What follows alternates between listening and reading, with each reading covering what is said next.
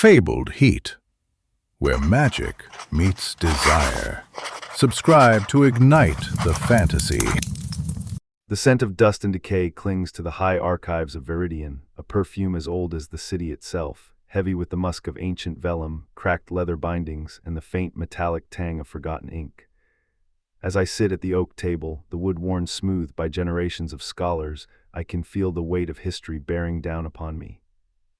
The air is thick with the musty smell of aged parchment, and the flickering candles cast eerie shadows on the walls, making me feel like I'm uncovering secrets that have been hidden for centuries.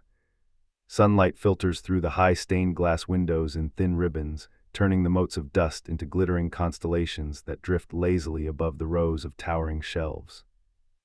My fingers, stained with ink and the grime of centuries-old parchment, trace the spiraling glyphs of the Lural Codex, each curve humming with a language that sings to the marrow of my bones. I, Lyra Thorne, have spent 3 years chasing the ghost of that elven tongue, feeling its yearning pulse against my own heart like a lover's hand on fevered skin. The Codex seems to whisper secrets in my ear, its pages fluttering as if a wind from another realm brushes them. Every night I sit at the oak table and whisper the syllables into the empty air, hoping the stone walls will remember. The words feel like a prayer, a plea to the universe to reveal the secrets that lie hidden within the ancient text.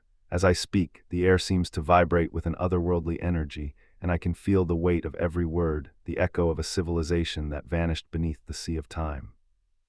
The promise that somewhere hidden in those glyphs lies a power that could bind two souls across worlds is a tantalizing one, and I am determined to uncover it.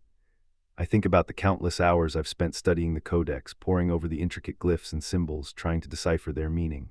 The more I learn, the more I realize how little I know, and the mystery of it all is both frustrating and exhilarating.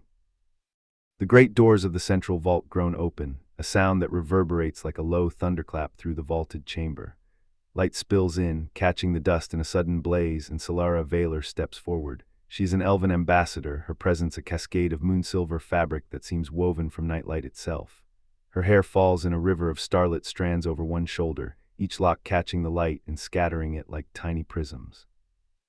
Her eyes, deep, shifting green, catch the dust motes and set them trembling, as if the very air around her quivers with anticipation. As our gazes lock, a current of heat surges between us, the ancient stone humming in response. I feel the air thicken, the scent of pine and rain mingling with the metallic tang of my own blood. Solara's breath brushes my cheek, warm and intoxicating, and a shiver runs down my spine. She whispers the forgotten elven syllables, and the Aelthorin ignites within my mind, a flash of pure light that sings my name. Warmth floods my veins, and in that instant I understand the ancient promise: love can bridge the chasm of worlds. I feel a sense of wonder and awe at the realization, and my heart swells with emotion.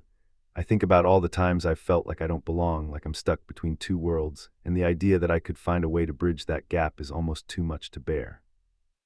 Solara's eyes flicker, a storm of emotion passing through them, then dim as a life force drains away. Lyra, she gasps, love trembling on her lips, the word hanging between us like a fragile spell. I reach for her hand, feeling the coolness of her skin against my own, and the world narrows to the heat of that touch. The archives tremble, the glyphs blaze, and in the heartbeat before everything collapses, I whisper back the ancient promise, willing to bind our souls forever. As the stone walls begin to crumble, the echo of our shared breath becomes the only thing that remains.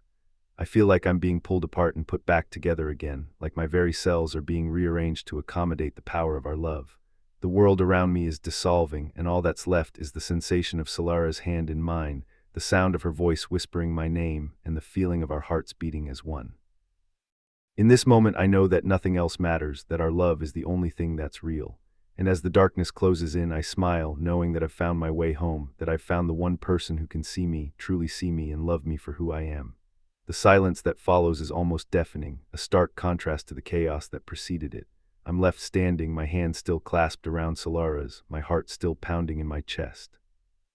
The world around me is still, the only sound the soft whisper of the wind through the ruins of the archives. I look down at Solara, her eyes closed, her face pale, and my heart goes out to her.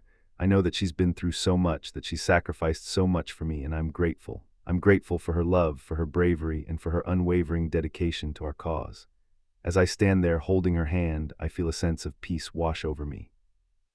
I know that we've been through so much, that we've faced countless challenges and overcome incredible odds.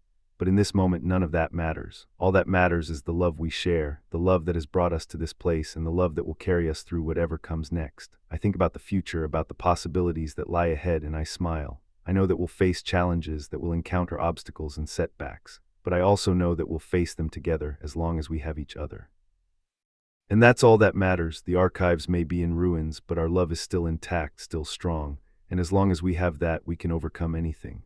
I look down at Solara again and I see that she's smiling, her eyes still closed. I smile back, feeling a sense of joy and contentment wash over me.